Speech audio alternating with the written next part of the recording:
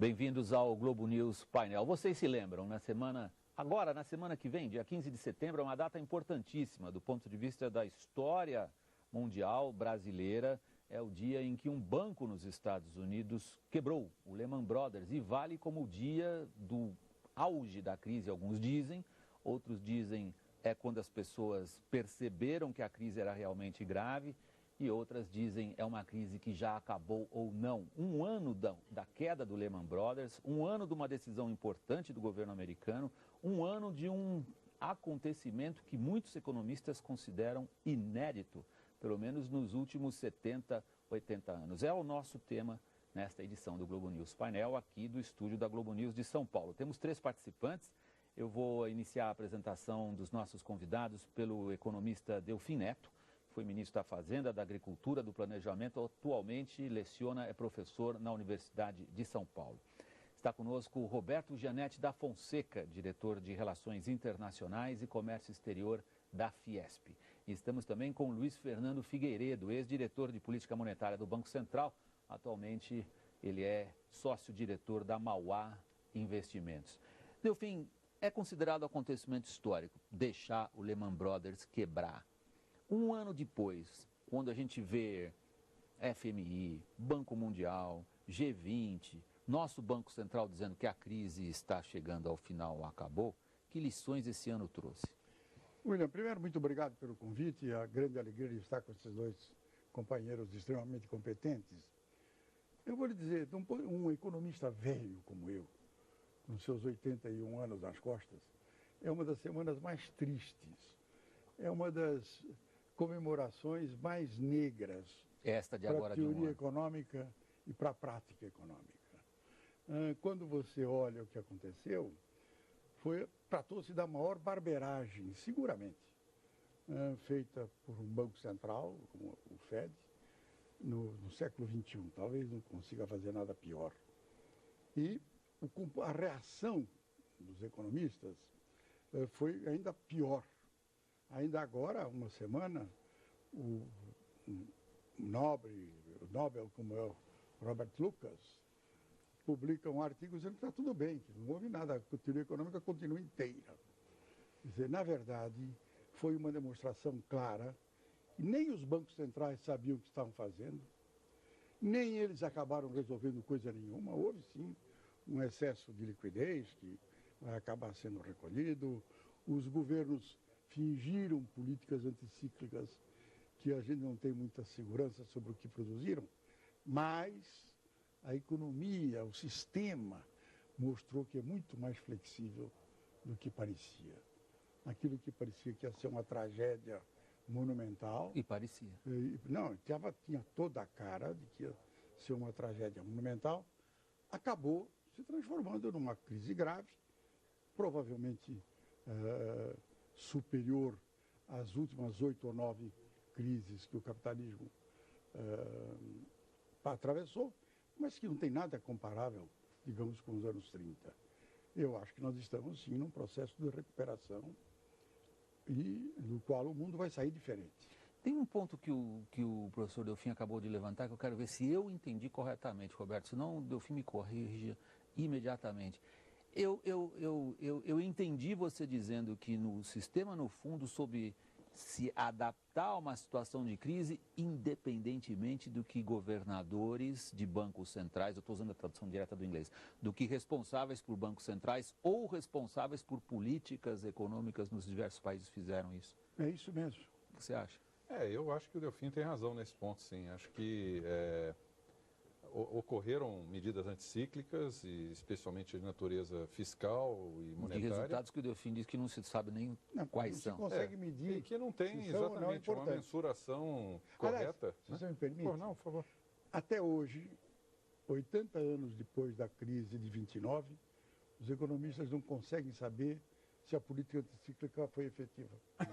É porque nada muda mais que o passado. Aí, Roberto. Agora, o que eu acho, William, que essa data traz também como referência, que vai ficar nos livros de história da economia mundial, é o fim de um ciclo de crescimento muito acelerado. Eu acho que de 2003 a 2008 o mundo cresceu a taxas talvez inéditas desde o do Bretton Woods, né? Acho que foi um período de crescimento muito forte, mas não era sustentável. Especialmente porque já se falava, quer dizer, não é que era uma coisa assim obscura, que ninguém observava. Muitos economistas e empresários e políticos diziam da insustentabilidade dos déficits gêmeos americanos. O déficit fiscal de um lado e o déficit comercial do outro.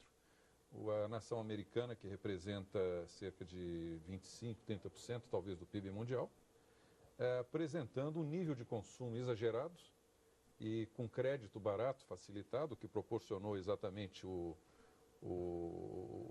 nível de endividamento da população e do governo a taxas crescentes a nível muito elevado. E, de repente, isso tudo desmoronou exatamente quando o Lehman Brothers não conseguiu fazer o seu financiamento interbancário. É bom lembrar que quem puxou o tapete do Lehman Brothers foram exatamente outros bancos, que não fizeram o refinanciamento da sua linha de crédito.